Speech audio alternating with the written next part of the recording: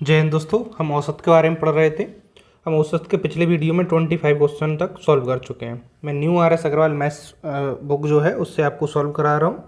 ठीक है, आपने नहीं देखा, चैप्टर वाइज कंप्लीट पढ़ा रहा हूँ। प्लेलिस्ट की लिंक नीचे डिस्क्रिप्शन में, वहाँ से आप देख सकते हैं। इस वीडियो में आपके लिए 26 से लेकर 33 क्वेश्चन है वहाँ तक सॉल्व कराऊँगा। ध्यान से समझिएगा क्योंकि ये प्रश्न डायरेक्ट एग्जाम में पूछे जाते हैं और ध्यान से हम इनको समझते हुए आगे बढ़ेंगे। वीडियो को लाइक शेयर नहीं करा, जल्दी से वीडियो को लाइक शेयर कर दीजिए, चैनल को सब्सक्राइब कर लीजिए। देखिए, दो संख्या हैं A तथा B, इनका औसत है 20 और B तथा C का औसत है 19 और आगे कह रहा है C तथा A का औसत है 21। तो A का मान कितना है, यानी कि दो दो संख्याओं का औसत लिखा है। ठीक है, तो A और B का औसत है 20, तो A और B का कुल कितना होगा। कुल कैसे निकालते हैं, औसत इंटू संख्या। औसत 20 है और दो संख्या 1 और 2, तो औसत 20 गुणा 2 कर देंगे तो टोटल आ जाएगा 20 दूनी 40। ठीक है, हम थोड़ी सी स्टेप बचाते हैं। इसी प्रकार B और C का औसत है 19, तो B और C का कुल कितना होगा। तो यहाँ पे दो संख्या 19 दूनी 38 कुल, और आगे कह रहा है C और A का औसत 21 है, तो इसका कुल कितना होगा 21 दूनी 42। कुल निकाल लिया। हमें निकालना है A का मान। अब यहाँ पे देखना, हम सभी को जोड़ दें। ठीक है, कांस्टेंट वेरिएबल एक साइड, बाकी संख्या एक साइड। तो यहाँ पे देखिए AB, हम इनको सभी को जोड़ दें। AB, BC और CA, संख्या एक तरफ जुड़ जाएगी 40, 38 और 42। तो यहाँ पे देखिए हमें एक A और एक A कितना मिलेगा, 2A, B और B 2B, C और C 2C। इनको जोड़ें, दो इसको देते हैं 40 हो जाएंगे, सभी जगह बराबर हो जाएंगे। 4 तिया 12, 120 हो जाएंगे। अब यहाँ पे 2 कॉमन आ रहा है इससे, तो 2 बाहर आ जाएगा, A plus B plus C 2 common आके यहाँ पे बाहर आ जाएगा। ठीक है, 120। नेक्स्ट स्टेप में जो 2 गुणा में है, नीचे कहाँ जाएगा, भाग में, तो भाग लाए कितना आ जाएगा 60। किसका मान आ गया, A B C। बात समझ आई नहीं आई, A plus B plus C का मान आ गया 60। लेकिन सवाल में पूछा A का मान। A का कब आएगा, जब इसमें से B और C का मान घटा देंगे। B और C का मान है हमारे पास 38, तो इससे 38 घटा दें तो A का मान आ जाएगा। तो लगभग इसको 40 मान लें, 20 बचेंगे, 2 और ज़्यादा है यानी कि 22। A का मान कितना आ गया, 22। समझ में आ गया। ऐसे परीक्षा में बिल्कुल प्रश्न आता है और हमें इसी प्रकार से करना है। ठीक है, आगे बढ़े, क्वेश्चन नंबर 27 की ओर आगे बढ़ते हैं। क्वेश्चन नंबर 27 को हम यहाँ पे समझते हैं। क्वेश्चन क्या कह रहा है, A और B की औसत मासिक आय है 14,000, B और C की औसत मासिक आय है 15,600, A और C की औसत मासिक आय है 14,400, B की मासिक आय कितनी। बिल्कुल अभी जो सॉल्व करा क्वेश्चन एज इट इज है। A और B की औसत है 14,000, तो A और B की कुल आय कितनी होगी। औसत संख्या 2 है, A और B, तो 2 से डायरेक्ट गुणा कर दें, कितना आएगा 28 है, 14 28।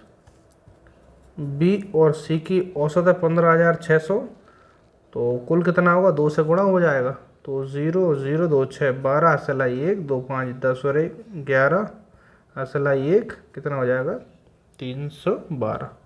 ठीक है, और A और C की औसत है कितनी 14,400, तो कुल कितनी होगी, 2 से गुणा हो जाएगा, 0 0 और 2 4 8 2 4 8 2। अब देखिए कांस्टेंट वेरिएबल एक साइड जोड़ेंगे तो यहाँ पे वही आएगा 2A 2B और 2C। अब इसको एक साइड जोड़े तो यहाँ पे देखिए पीछे से 2 0 तो सब में है, तीसरे पे 2, यहाँ पे 0 और 8, तो 2 8 10 असलाई 1 1 और 1 2। ठीक है, 2 और 8 10 10 और 8 18 असलाई 1 4 4 2 और 6 6 2 8। ठीक है, इतना आ गया। यहाँ से 2 कॉमन आएगा, A B C 2 कहाँ जाएगा, नीचे आ जाएगा, तो 2 से इसमें भाग लगेगा। इतनी बात क्लियर है। मान किसका पूछा है, यहाँ पे अब B का पूछा है, तो B का मान निकालने के लिए क्या करना पड़ेगा हमें, इस क्वेश्चन में A और C का मान घटाना पड़ेगा, तभी भी मिलेगा।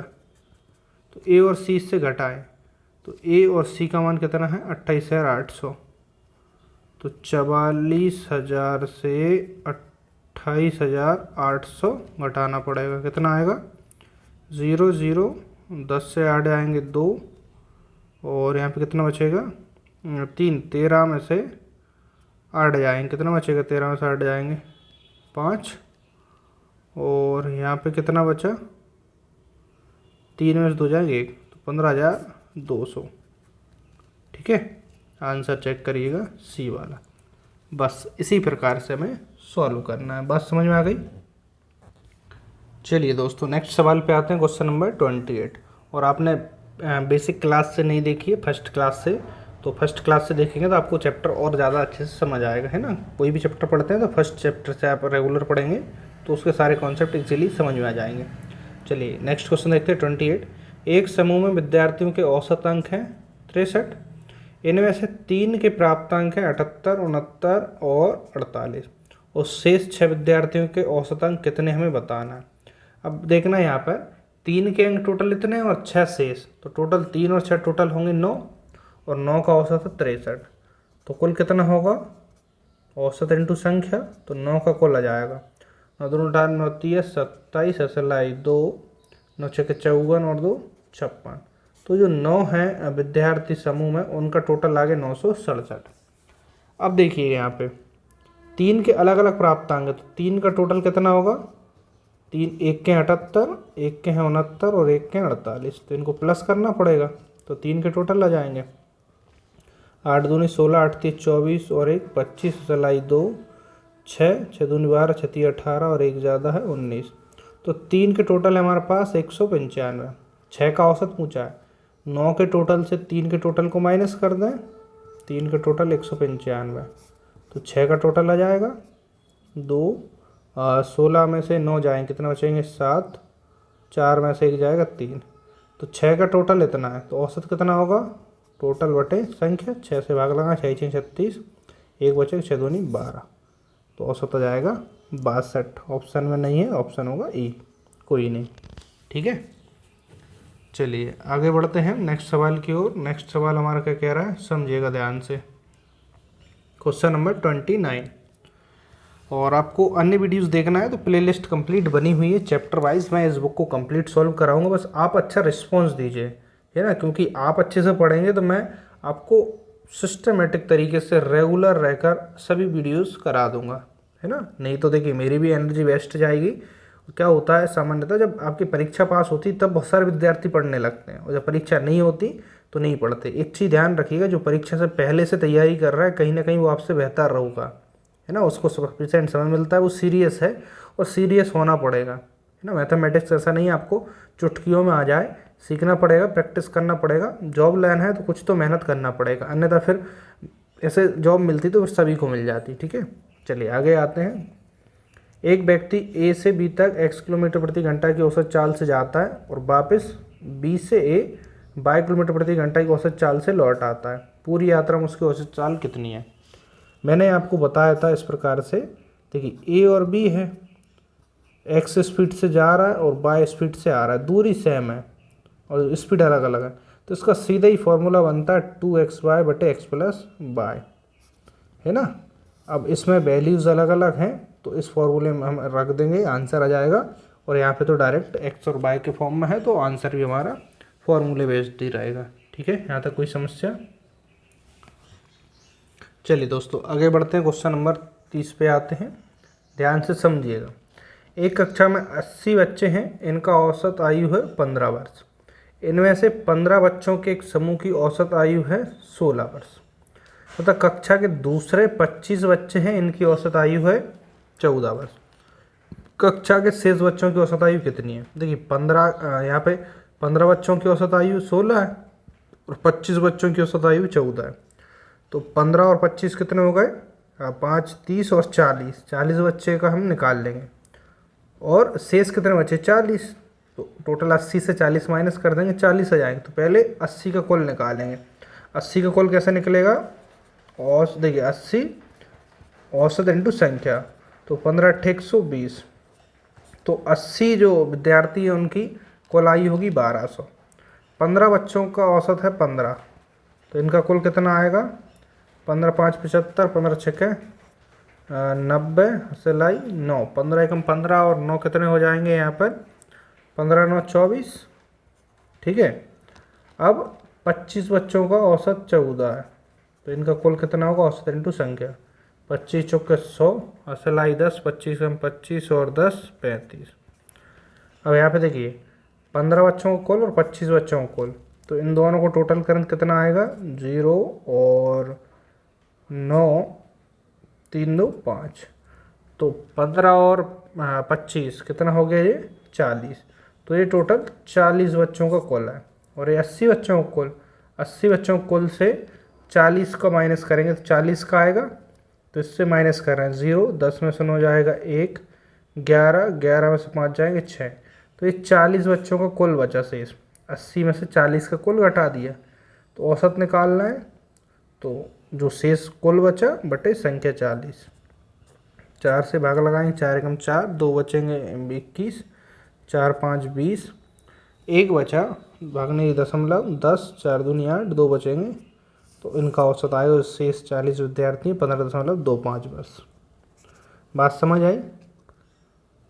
कुछ नहीं करना, 40 बच्चों 80 बच्चों का कुल निकाला, 15 बच्चों का कुल और 25 बच्चों का कुल, तो 15 10 25, 15 25 कितने हो गए? 40, और 80 से माइनस करा 40। समझ गए होंगे ना? पूरा सवाल समझ में आ गया होगा।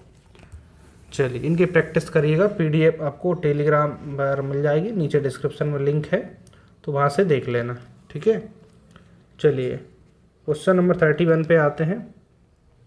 किसी समिति के 10 सदस्यों की औसत आयु आज भी उतनी ही है जितनी 2 वर्ष पूर्व थी।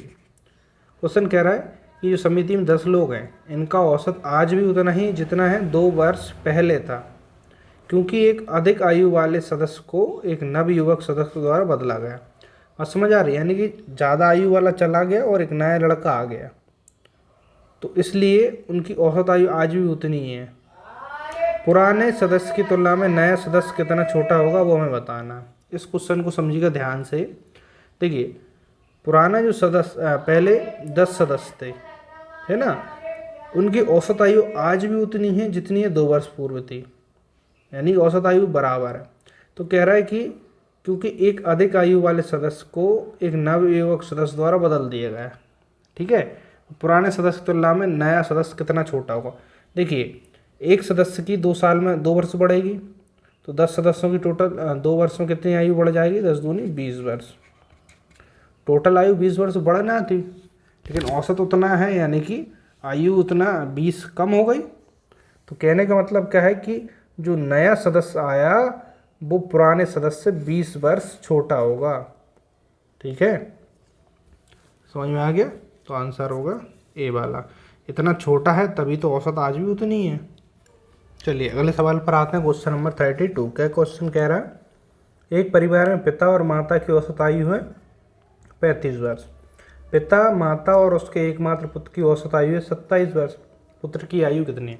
माता और पिता औसत है 35, तो कुल कितनी होगी? 2 लोग हैं, तो कुल होगी 35 दूनी 70 वर्ष माता और पिता। अब माता, पिता और एक बच्चा हुआ, टोटल 3 लोग होगा, इनका औसत है 27, तो कुल कितना होगा? 7 या 21, सिलाई 2, 3 दूनी 6 और 2 8। अब 3 लोगों की कुल आयु है 81। 3 की आयु में से 2 की माता पिता की आयु माइनस कर दें तो कितना आ गया यहाँ पे? 11 वर्ष। तो तीसरा कौन है? बच्चा है उनका, तो उसकी आयु कितनी होगी? पुत्र की 11 वर्ष। ठीक है, समझ में आ गया? चलिए आज के लिए हम लास्ट क्वेश्चन देख लेते हैं, क्वेश्चन नंबर 33। क्वेश्चन क्या कह रहा है? एक कक्षा में 45 विद्यार्थी है, जिनमें से 30 लड़के और शेष लड़कियां हैं। देखिए 45 कुल विद्यार्थी हैं, 30 लड़के हैं, तो बचे कितनी? 15, यानी कि 15 लड़कियां होंगी। यदि लड़कियों का औसत है 45 और लड़कों का औसत भार है 52 किलोग्राम, तो संपूर्ण कक्षा का औसत भार कितना होगा? संपूर्ण कक्षा का औसत भार के लिए आपको टोटल पता होना चाहिए। टोटल में 45 से भाग लगाएंगे तो औसत आ जाएगा। लेकिन यहाँ पे देखिए 30 लड़के हैं, 30 लड़कों का औसत भार है 52, तो औसत इंटू संख्या लड़कों का कुल आ गया। अब लड़कियों का औसत भार है 45। संख्या कितनी होगी? 30 लड़के हैं तो बाकी जो 15 बची वो लड़कियाँ होंगी। तो 30 लड़कों का कुल कितना होगा? 3 दूनी 6, 3 5 15। 30 लड़कों का कुल इतना होगा। 15 5 75, हसलाई 7, 15 चौके 60 और 67। 15 लड़कियों को कुल इतना, लड़कों का कुल इतना, लड़कियों का कुल भार इतना। दोनों को टोटल करें कितना आएगा? 5 6 दूनी 12 और 1 13, हसलाई 1 6 दूनी 12, हसलाई 1, यानी कि लड़का और लड़कियों का कुल हो गया 2233। तो क्या पूछा है? कक्षा का औसत। तो टोटल तो इतना होगा भार कक्षा का, संख्या है 45, एवरेज हो जाएगा। 5 से भाग लगा, 5 9 45, 5 चौके 20, 2 बचा, 5 चौके 20, 3 बचा, 5 7 35, है ना, लगभग में पूछा है। 9 से भाग लगा है इसमें, 9 5 45 नहीं जाएगा, 9 5 45, 9 चौके 36, 4 और 4 8 बचा, 87 हो गया। तो 9 9 81, 6 बचा, 0.60 हो जाएगा। तो यहाँ पे 9 छक्के 54, 4 बचेगा, है ना, 40। तो 9 चौके कितना हो जाएगा? 9 चौके 36। तो यानी कि देखिए यदि 5 से ऊपर चला गया तो अगला किसके नज़दीक हो गया? ये लगभग 50 के। तो 50 kg लगभग आंसर आएगा। ठीक है, तो 50, क्योंकि देखिए 0.5 से ज़्यादा है तो कितना, नेक्स्ट जो संख्या इसके पास है। तो दोस्तों आपको वीडियो कैसी लगी? वीडियो को लाइक शेयर, चैनल को सब्सक्राइब कर लेना। और आपको हैंड रिटन नोट्स चाहिए तो नीचे डिस्क्रिप्शन में टेलीग्राम चैनल है, उसको ज्वाइन कर लेना, वहाँ सारी इन्फॉर्मेशन मिल जाएगी। ठीक है, और कोई डाउट है तो कमेंट से पूछ सकते हैं। मिलते हैं नेक्स्ट वीडियो में। आज के लिए इतना ही। जय हिंद, वंदे मातरम।